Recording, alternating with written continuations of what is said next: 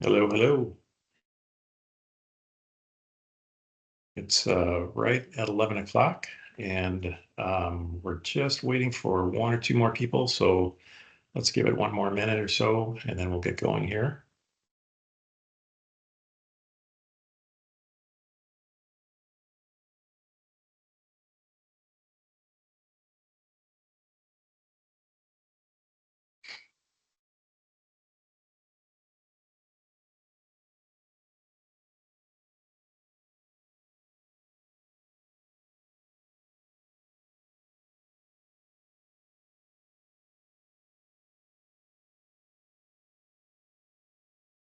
Well, what do you think, Dave? Should we start our discussion? Well, why don't we get going? All right, sounds good. Well, hi, I'm Joe Galimo. I'm one of the partners here at Impact Group, and I appreciate everybody taking the time to meet with us here today. I'll introduce Dave in just a second. Dave, would you go to the next slide? Sure. So quick background on Impact Group. We have been around for over 34 years, and there's two divisions in the company. One is consulting services. That's the group that's represented here today. As you can see, we do PMO work, of course. We also do AI strategy, IT strategy, CIO as a service, and a number of other management and IT consulting services. Our other side of the house is our technology services group, where we provide ISP services, managed service desk. You can see the list. So that's a quick background on Impact Group. Next slide, please. Here are some clients that we've worked with over the past few years. Anything from small startups that are just getting off the ground and looking for maybe an ERP system or a minimum product advisory service, all the way up to Fortune 50 companies such as Best Buy. Next slide, please. So I'd like to introduce Dave Honkinen. Dave has been a consultant of ours for many years. He's been a consultant for over 20 years in his career, specializing in leveraging PMO to help companies execute their corporate strategy, focusing on deployment, assessment, and maturity advancement of project management offices. He also provides project management educational services to his clients and serves as an instructor at several academic institutions. So without further ado, Dave, if you would take it away. All right, thank you, Joe.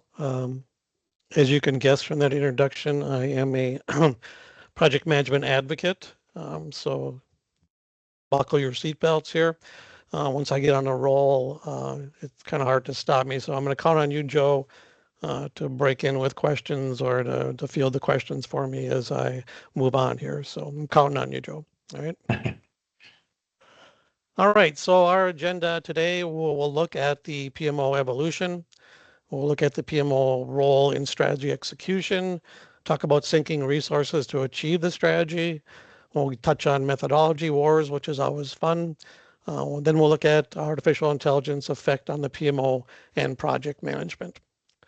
All right, without further ado, let's move into our material here. So let's briefly talk about the evolution of PMOs. I'm not going to take you back to 1920s with the Air Force that started PMOs, so you can thank me for that. I just want to touch on the evolution of PMOs. I've had the great pleasure, for the most part, in working on over 20 PMOs over the years. So you might say that I have lived the evolution of the PMO, which I have, and it's been an interesting ride, as you can imagine. I kind of equate the evolution of the PMOs to the evolution of like Agile or other revolutionary topics, in that when we first came out with the concepts for both Agile and the PMO, there was great enthusiasm. Why didn't we always do this? This makes perfect sense. We got to get going on this. And then inevitably over time, either things start going wrong, people lose interest, they implement things incorrectly, then it's the worst thing in the world. And if the concept lives through that period of time, I believe it comes back up again and reaches its full potential and gets on a very sturdy footing. And that's where I feel PMOs are nowadays. I really am experiencing, I think we are experiencing very much an uptick in PMOs. There is a lot of enthusiasm and interest in PMOs out there today. It's a great time to be a PMO consultant, yay me. But you may ask, or you may not ask, why is that wave of interest uh, coming along now? And the major reasons are on this slide here. First of all, you'll see this 2021 Gartner quote. Now, I know not everyone is a Gartner fan, but I just looked at it. Remember, it's from 2021, and it talks about how PMOs need to be a strategic organization that enables valuable contributions. So, as we go through this presentation, remember that strategic spin on things. And then secondly, you see on the bottom here, you see kind of the journey there of PMOs from that bad time where it was overhead and they were looked at as being too authoritarian, the police force, the enforcers, all these kinds of things. We are going to show you how to do project management. The organization doesn't know how to do this. We know how to do process stuff. We are going to bulldoze our way through to hopefully moving over to this end of the spectrum you see here, where we are the service-oriented trusted partner. So as we go through, please remember to think about that strategic spin and this service-oriented trusted partner concept. Now, enhancing that wave, oddly enough, or not oddly enough, PMI, the Project Management Institute, has renewed their concentration on PMOs. Now, for those of you who are not familiar with PMI, again, it's the governing body for project management. I look at it as a plus and minus type of organization. The plus side is they provide great training material, great basic information for project management, and gets project managers on a solid foundation. The not so great part is they are a money-making machine that tends to be a little bit too ivory tower for me. And their certification exams are basically a test and taking an exam. But neither here nor there, they have now renewed their concentration on PMOs. In the past, PMI had concentrations on PMO. They actually had their separate PMO conferences. They put a lot of material out on PMOs. But through that period of not so great times for PMOs, they kind of fell off the table from a PMI perspective. Now, in the last year, you see on this slide what has happened. They've taken a renewed interest in PMOs. They've come out with new material, the Project Management Office Practice Guide, and of course, that money-making approach. They've come out with a certification, the PMO Certified Professional. Now, the reason I'm bringing this up is that PMI material, if you've ever had the great pleasure of reading it, is not the most popular thing and fun things to read. But I will say this practice guide has really taken a different approach to the material that I've seen coming out of PMI. It's a very honest approach to project management offices. It has a really lot of good valuable information. I actually enjoyed reading it and I got some things out of it. If you are so inclined, and you are a PMI member, you get this for free. You can read this at the breakfast table sometime. It's really some good material, but it just shows you this wave is being fortified from the PMI side of things. Now, people ask me, well, if it's so great, Dave, have you become a PMO certified professional? No, I have not. And the only reason I haven't so far is I just have not had the time to do it. But in the future, I will probably go after that certification for the fun of it. All right, so that's a little bit of background there on the evolution of the PMO. Let's look a little bit more at the definition of a PMO. Now, if you look on the right side of this slide, you will see that like a lot of organizations or industries or concepts, we try to confuse the people that we are trying to serve. So what you see on the right side is a survey from PMI as to what organizations call their project organizations, and you can see a vast number of different ways to call your organization. You can see project management office, you can see portfolio management office, you can see program management office, you can see change management office, you can see benefit realization office. I can go on and on and on, and this has not done the PMOs any favors. We can call it Bob. We can do a million different things with it. Why we have to change so many names of it, partly I blame Gartner and organizations like that. They want their own names for things. But there's a whole bunch of names out there for PMOs. Nowadays, we are settling back a little bit more into just the phrase PMO and not trying to make such a differentiation between the different flavors we have here. So going back to that guide that PMI put out, they also put out a new broader definition for a PMO, and you see it here. A customer-centric entity primarily tasked with centralizing activities related to the management of portfolios, programs, and/or projects. The nature of these activities can vary according to the unique needs of each organization. The reason I like this so much is the last part there. The nature of these activities can vary according to the unique needs of each organization. Wow, what a concept. Not one size fits all. Back in the days, it was always, this is the way you should do the PMO. This is the way it has to be. That's not the way it is. Of those 20 PMOs that I mentioned, not one of them is exactly the same in their implementation. And I view that as a good thing, because the PMO really needs to fit the culture and the purpose of the organization and what it's trying to do. It doesn't come out of a textbook. It comes out of the concept of what the organization wants to do and the culture that fits it. So I think that's really important nowadays when you're implementing or looking at your PMO. Now, I will take an exception to that because one question I get all the time is, what is the difference between a project management office and an enterprise project management office? So I'll take an exception to just calling things a PMO for now, just because this question comes up all the time. And it's a fairly simplistic answer to you. PMOs are more business unit oriented organizations that focus on business unit projects, IT PMOs, HR PMOs, finance PMOs. I've seen them all. Organizations have millions of PMOs sometimes, or not the good. But that's a PMO. The Enterprise Project Management Office is trying to differentiate that. That office is going to handle all strategic projects for an organization, the top strategic projects for an organization. They may be an ERP implementation. They may be an acquisition. They may be doing a department. They're not necessarily IT oriented. They can be a whole bunch of different functional area oriented. But that enterprise project management office is trying to focus across the organization and has governance across the organization. Now, the interesting thing, you see the arrow I have between the PMO and the ePMO, is that a number of clients have run into a problem here, and maybe you have too.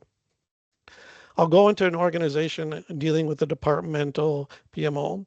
Let's say it's an IT PMO, because that's usually the most common. Usually still to this day, the first project management organizations that spin up in companies is that IT PMO. Now, the problem is when I'm dealing with the IT PMO, what's inevitably happening nowadays is the organization is starting to take on more enterprise projects, right? So they may take on an ERP, they may take on an acquisition, they may take on something that's not necessarily totally IT related. Think about an ERP system, change management pieces, process management, departmental changes, all kinds of different components to it. And the PMO, the IT PMO may not be the best fit to run a project like that, right? They may not have that experience within the PMO. But because there is no other project management in the organization or any other official project managers, these departmental PMOs are getting pulled into that ePMO side on these very large projects. And it's putting them in a very, very difficult situation in a lot of cases, because now they're being asked to manage these enterprise projects without the authority and maybe without the experience to do it. And I've seen these PMOs get into a lot of trouble.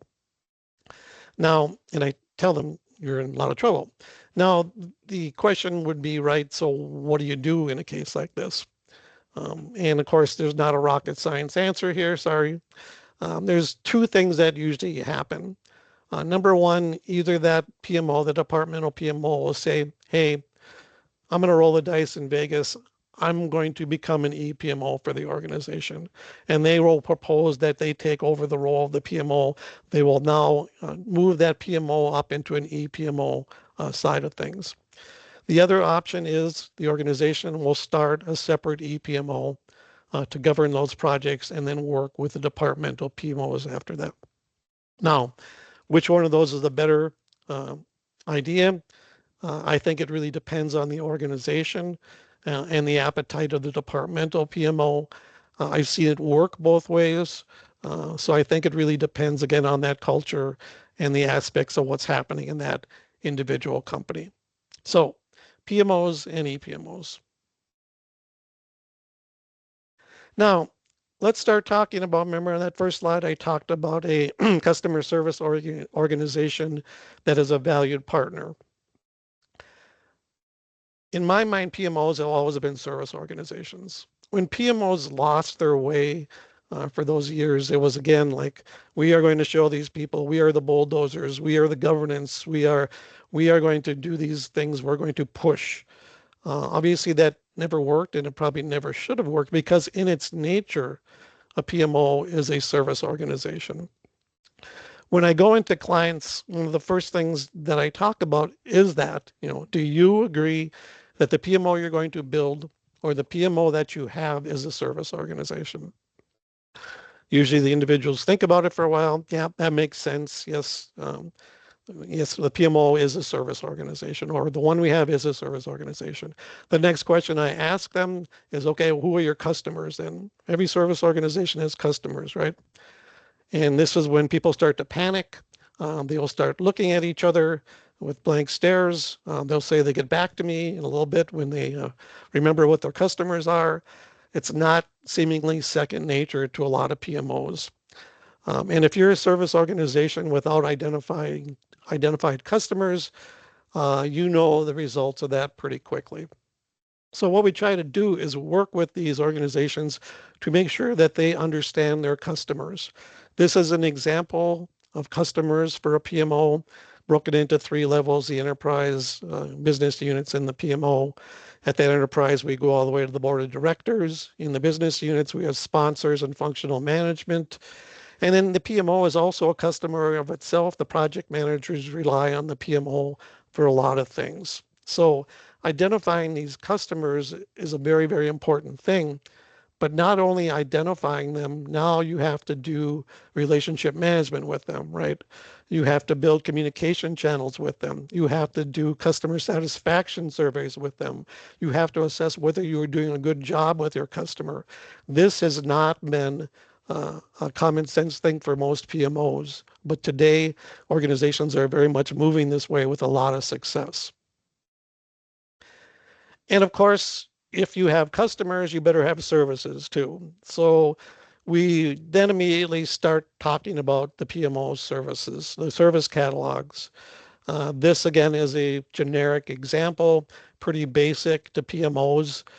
Some PMOs get a little carried away and have multiple services within their catalog, but this is just defining the different services. The three that you see here are portfolio management, facilitation, strategic project execution, and then project management competency.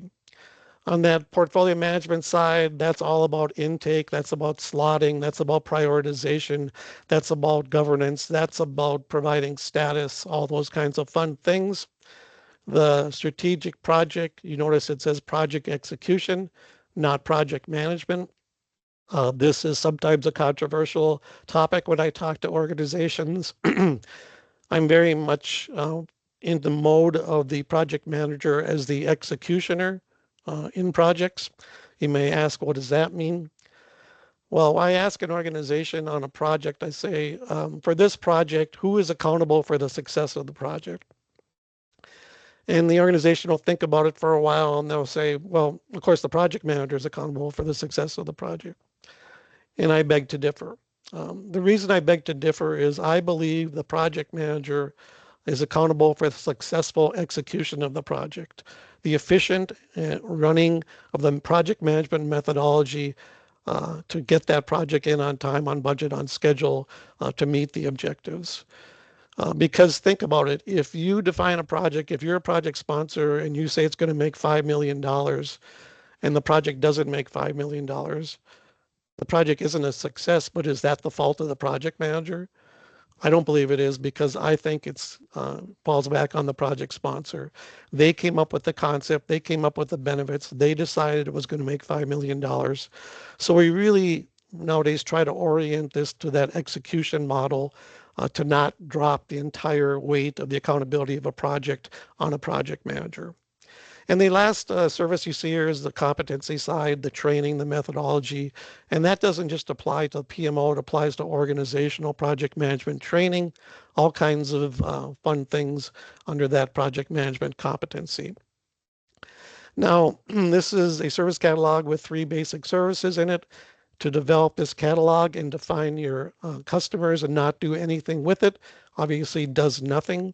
Here's where the PMO has to get out of their comfort level. They need to put this on SharePoint. They need to market these services. They need to really define them and put boundaries around them and say, these are the services we offer to an organization. Contact us or we'll contact you and you can provide them to you when you're asking for them. Unfortunately, PMOs get a little carried away if they are successful. Organizations start asking much more of them.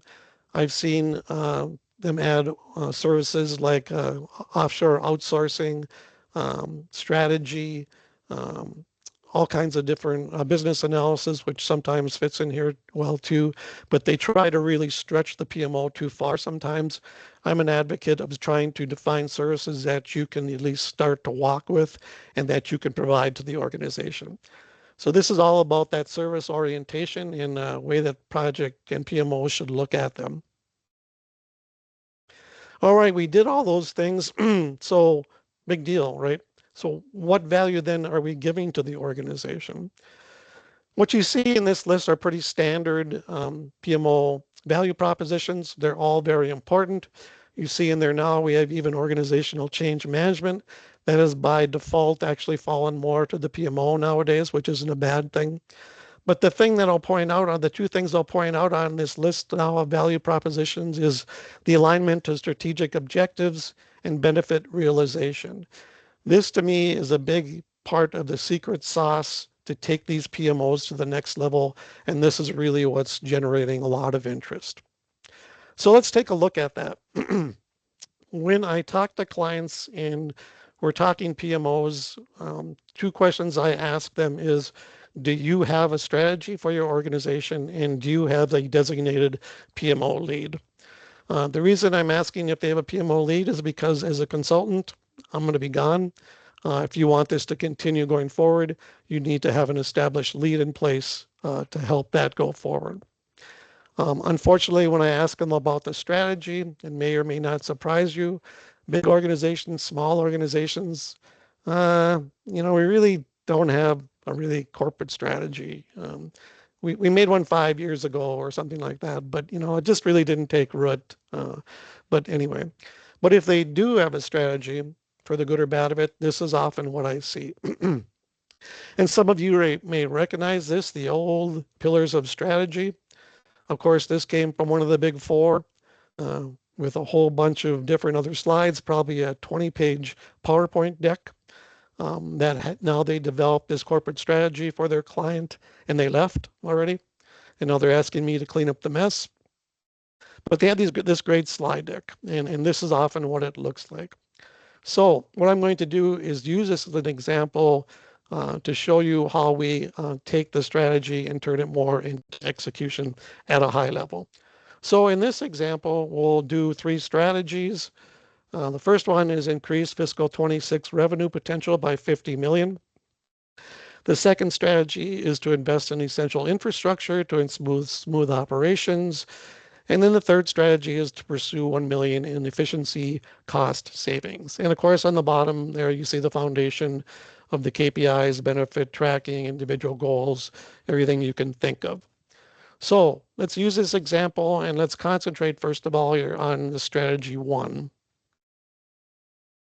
So here we have that same model in a different format. We have our strategy, and then we have those 3 pillars. And we're using those 3 pillars at the portfolio level. We're turning those strategies into portfolios, and we're going to break them down into programs, and we're going to break them down into projects. Now, I can make this look easy, but I'm going to tell you it's not necessarily easy, and this next step is probably the most difficult. So on that increased revenue by 50 million over there, we want to start breaking that down into individual programs.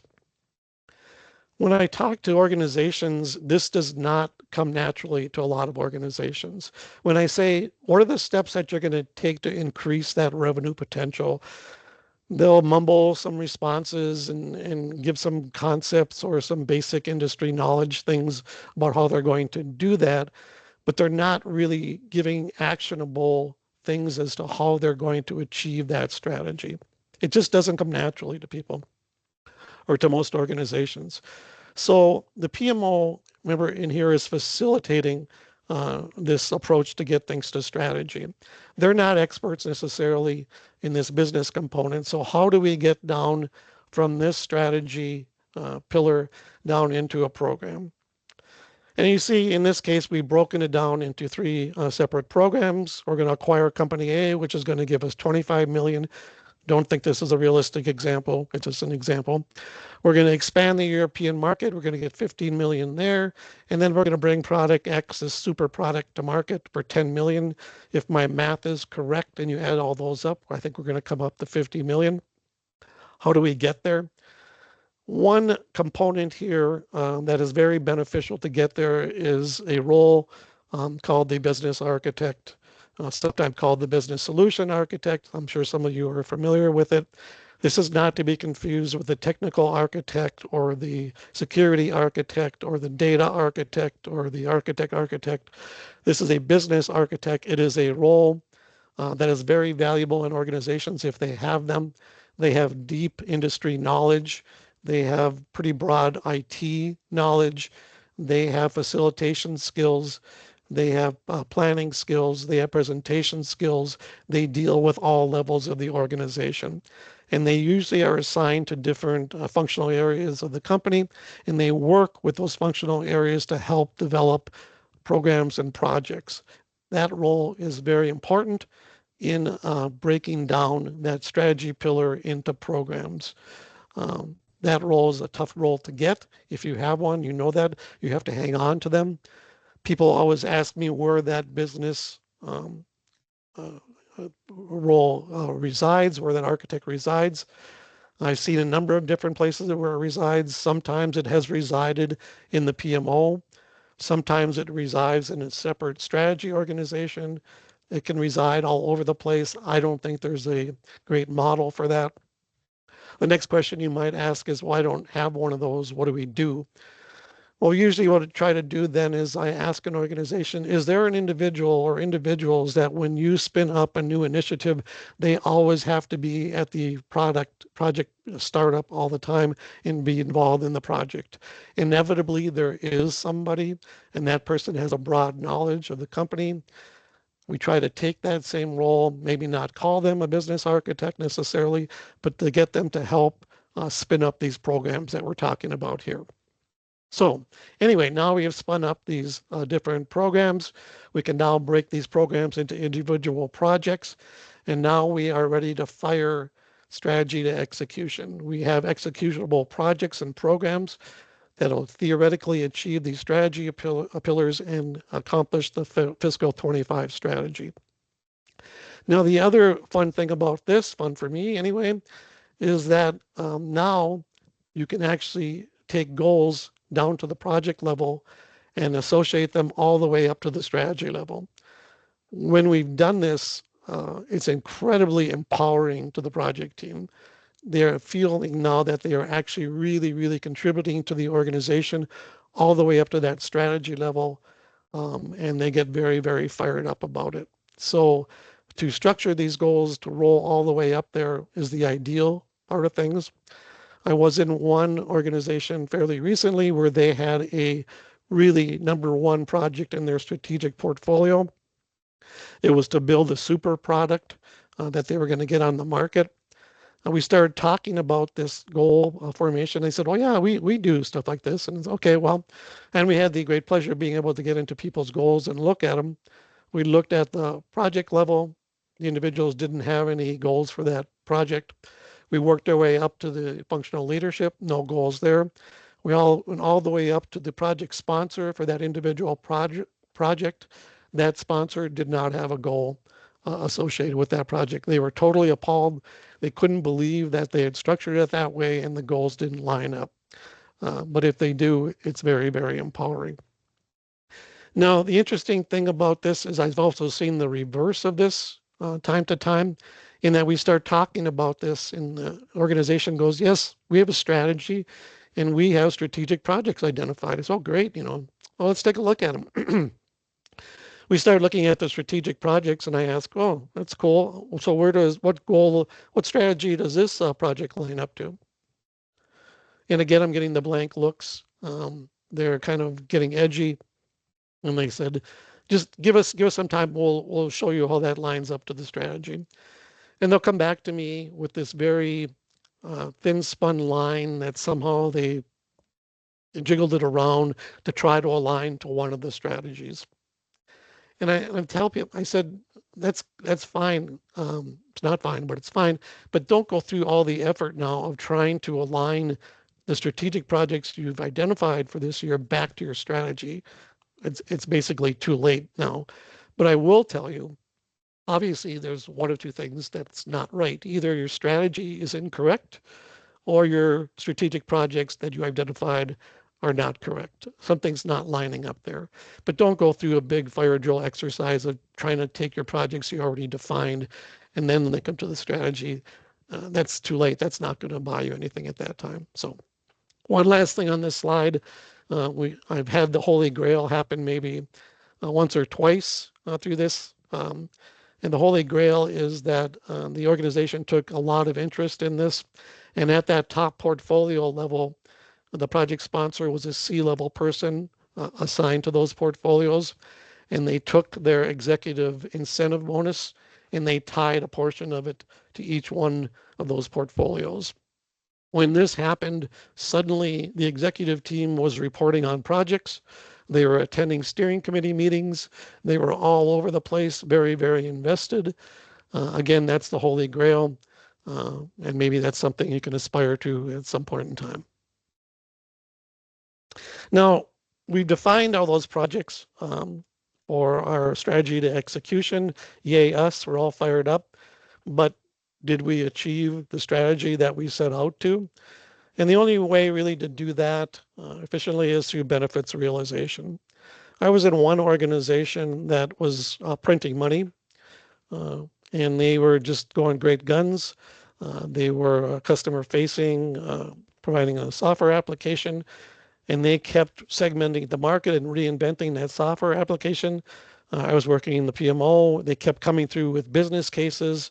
This one's $5 million. This one's $15 million. They couldn't approve these business cases fast enough. At the end of the day, and at the end of the fiscal year, I said, so did you achieve those business case numbers? Oh, we don't track those at all. It's like, oh, okay. So you just fired through how many millions of dollars of theoretical profit that you have no idea whether you captured or not. So benefit realization, the last step in this process, which is very, very important. So what you see here is a standard project lifecycle all the way from intake through operations. It's a generic lifecycle. How do we do benefit realization? It looks simple, not easy to do, but first of all, in the intake and initiation of the project, we identify the benefits where the PMO and the finance department usually partner to help identify those benefits. And then a governance committee decides whether they want to execute that project dependent on those benefits. Then, of course, as the project gets implemented, the PMO implements the project that is theoretically going to achieve those initiatives. And then last of all, and most importantly, we have to monitor those benefits. Finance and the PMO do that.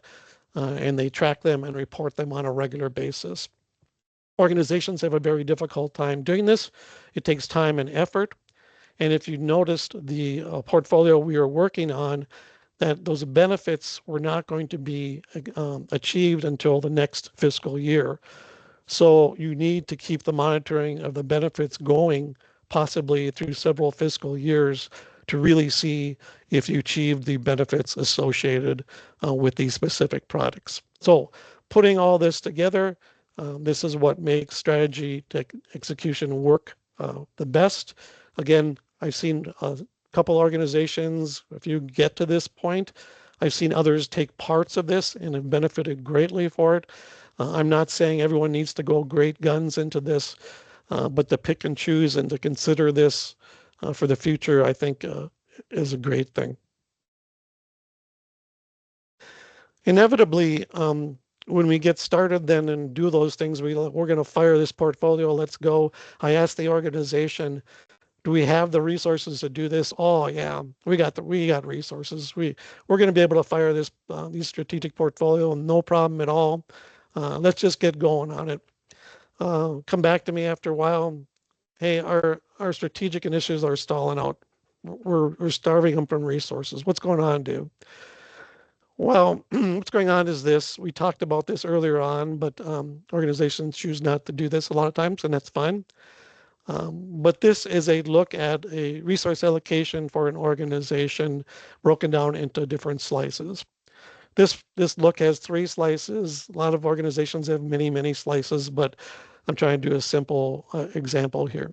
So what you see is an organization's resources divided into 3 categories: keep the lights on activity, strategic projects, and departmental projects. Now, I say to organizations, so can I see what your resource allocation is at this high level? We'll figure out if you have enough resources for your strategic projects. Inevitably, a lot of organizations say we don't have this look at all. So, okay, and why is that? Well, we don't want to do time reporting. Time reporting is old school. It's a waste of time. We just don't want to do that effort, and going, well, what data are you going to use then to determine whether you have resources or not? So inevitably, if we finally move it down the road and we start trying to do some time reporting at a very high level, not trying to make it too arduous on the organization.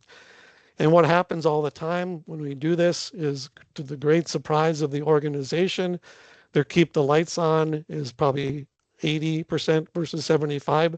Their departmental projects is up to 15%, and they're starving out their strategic projects.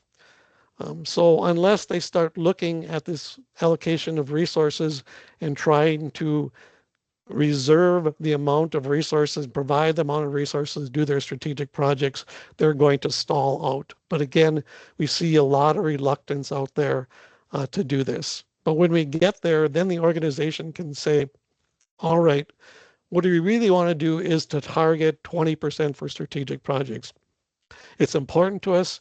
We are going to advocate for that, and we're going to put that in our budget. We're going to go 20%. And then what we can start doing on a regular basis is reporting whether we're hitting that allocation on a regular time frame, quarterly, whatever, monthly, and they can adjust and do some things with their resource allocation. So a thing that a lot of organizations don't want to do, but it's very hard to fire your projects unless you know this information. And once you're this information, you can really drill down. Obviously, you can take that strategic project slice that I have there, and you can slice it one more time. You can take those strategic portfolios there that we had, and then put targets on them as to what priority they are and how much of that 15% we're going to allocate to each one of these different efforts, just to try to put more emphasis on we are applying resources in this way. Number 1 trumps number 3, trumps number 2, if we have resource contention, etc. So this is what you can do to align those resources to make sure that that roadmap fires. All right, a couple of words here on a couple of topics. Let's talk a little bit about methodology. War is always a fun topic. Before we get into this, I'll remind you that I am a Agile certified practitioner. I teach Agile project management classes. So our Agile friends out there, don't attack me. I'm not trying to attack you out there. But this is what we see out there. It's what I hear on a daily basis still. Standish chaos, Agile projects are 3 times more likely to succeed than Waterfall. 47% of Agile transformations fail. And hybrid is increasing at a staggering rate.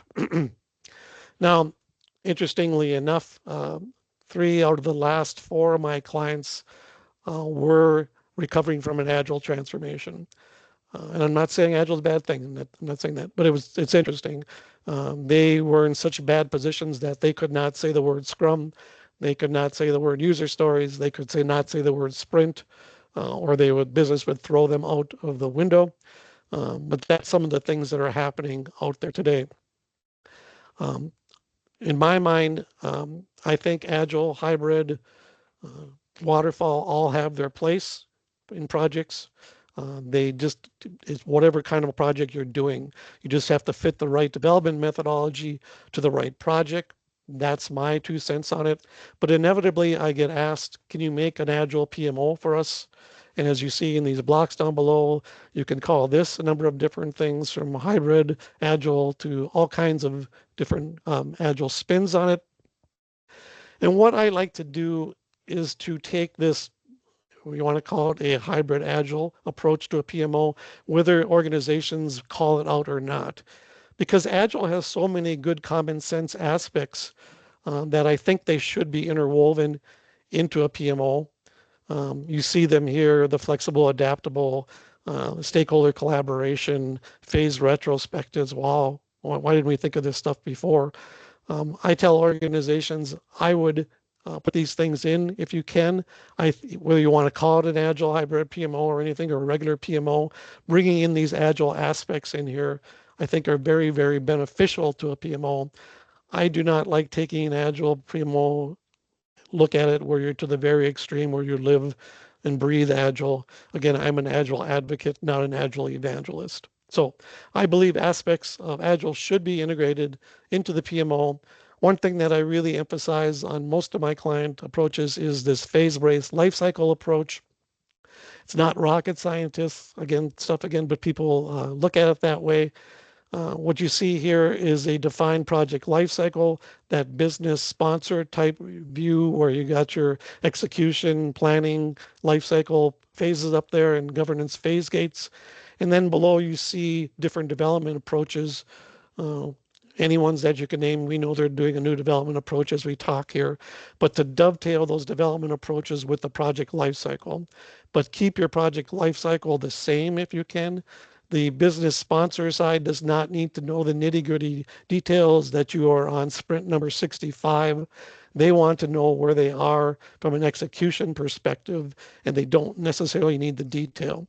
So for any development approach you plug in, they are looking at the standard project lifecycle that they've seen before, and they feel comfortable in where it's at and the reporting that's associated with it. All right, so let's then top things off here, looking at AI just a little bit. There's a survey out there saying that about 35% of current PMOs are already using AI, which I do believe. AI to me is working its way there fast, but it's not quite all the way there. There's a lot of areas here that are potential help for project management. It's really taking root already in the risk management and the stakeholder management side. You know that you can go into ChatGPT and say, give me the list of different stakeholders for a project that's in a nonprofit that is doing an accounts payable implementation, it will spit out 1 million stakeholders for you. Or you can do the same thing from a risk perspective. AI is really starting to take its toll into project management. One thing I'll point out there, the meeting minutes and meeting summarization and the time reporting piece, especially the time reporting piece. Back to organizations do not want to do time tracking. That's so 1980s or whatever. There's a lot of work being done in the AI area from a time tracking perspective. I know some of it sounds futuristic, Star Trek kind of things. One thing is they're proposing already at the end of the day, AI speaks to the project team members and said, where did you allocate your time today? You have 3 buckets. Just tell me where you want it. I did 3 in this project, 4 in this one. Boom, you're done. The more and more futuristic is that the big brother approach where AI is monitoring the project team activity, and it is assessing what kind of activity is going to what, and it is making its own decisions on time tracking and what buckets that those hours are going to. So there is hope. I have hope out there from a time tracking perspective, and AI is becoming more and more powerful as we go. As you see on the right there, PMI has jumped on that bandwagon too. They have their own AI application called the Infinity. Again, it's available to the people that are PMI members.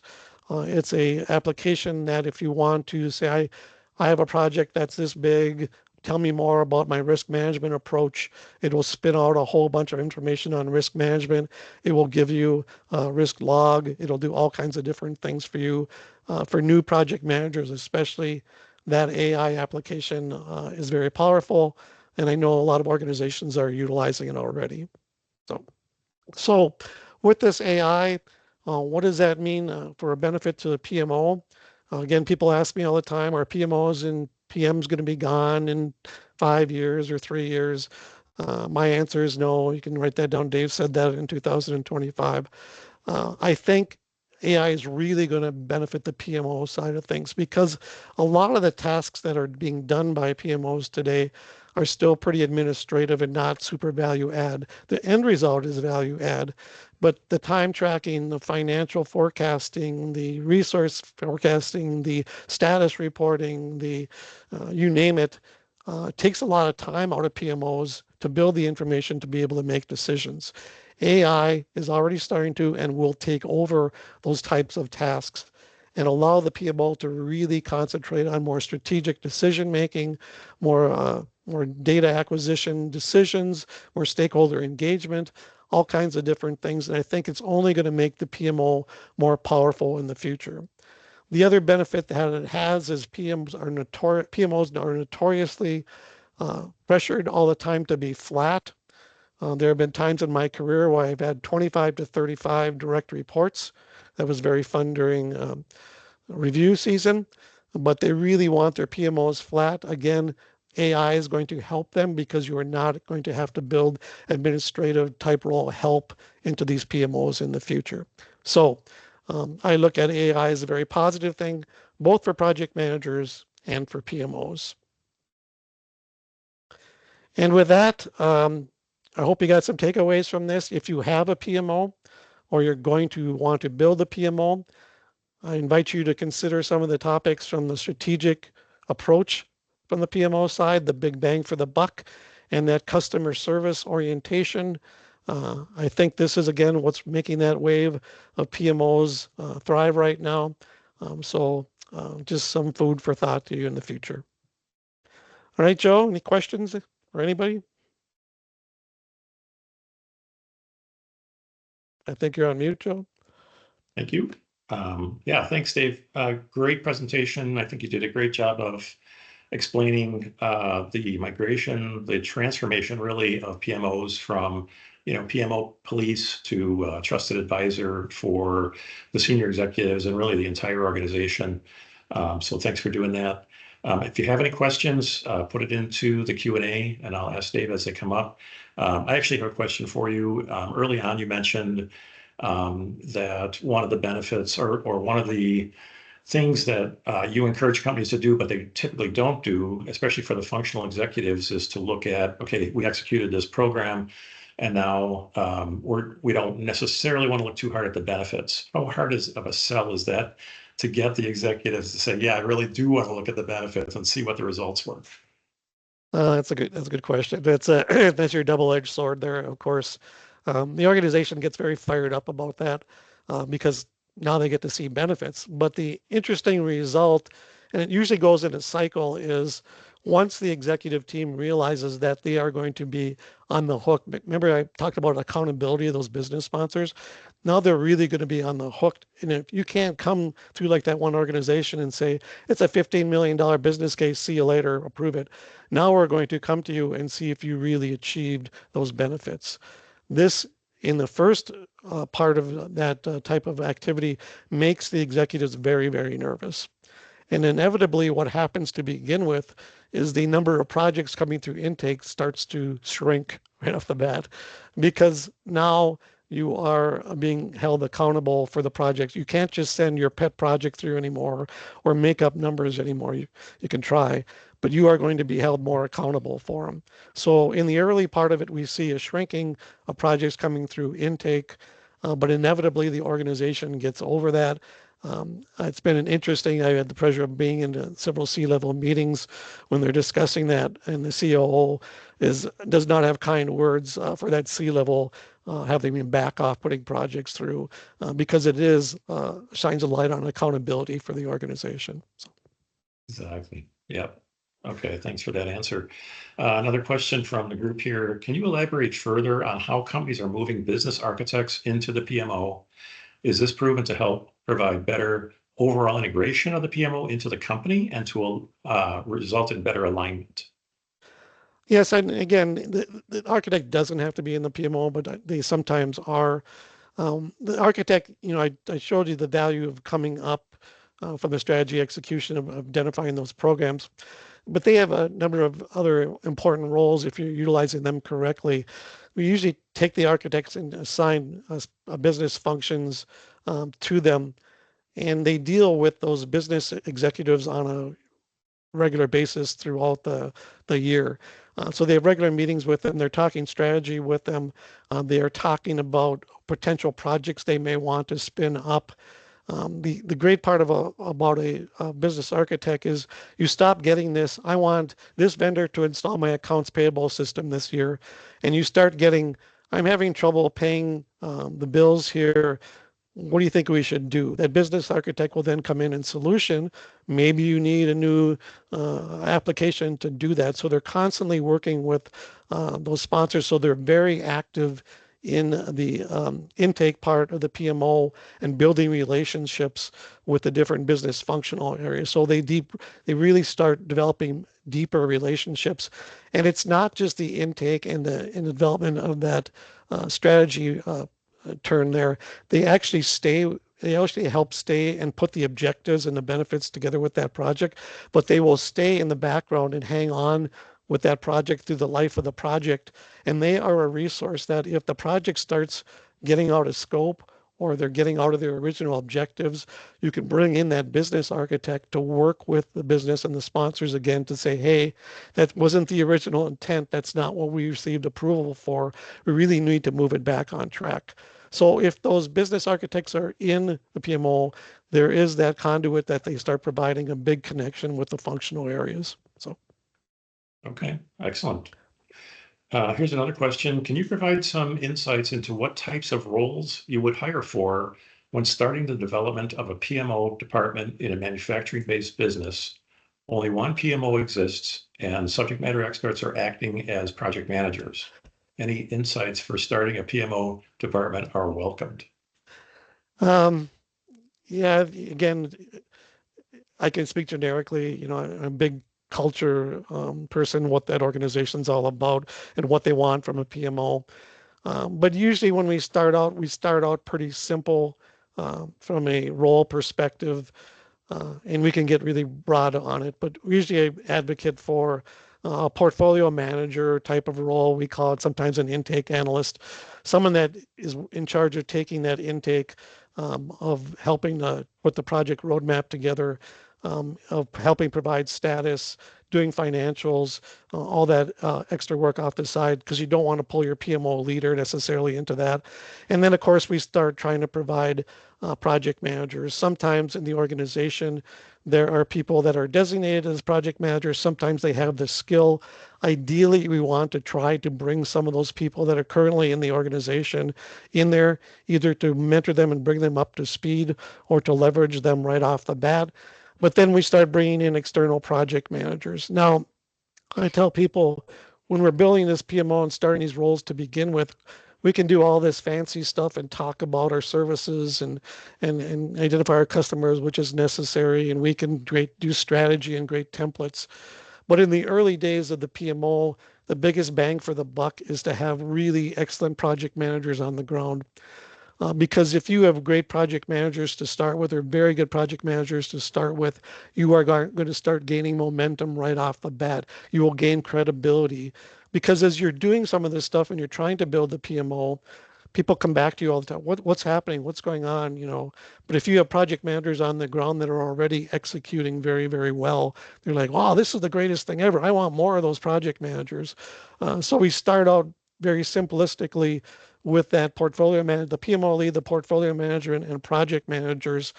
And I start that conversation of the business architect role, not necessarily, or idea of it, not necessarily a position yet, not long after that. So start out simple, build the base, and then we go from there. So. Okay, great advice. Thanks, Dave.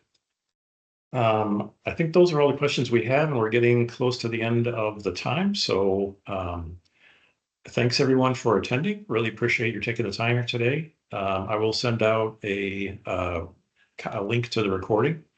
And as you can imagine, if you have any interest in continuing the discussion with Dave and or myself, I'll be happy to talk to you. Dave, thanks for your putting the presentation together and for presenting, and really appreciate your time. And thanks for everyone who attended. Okay, thank you.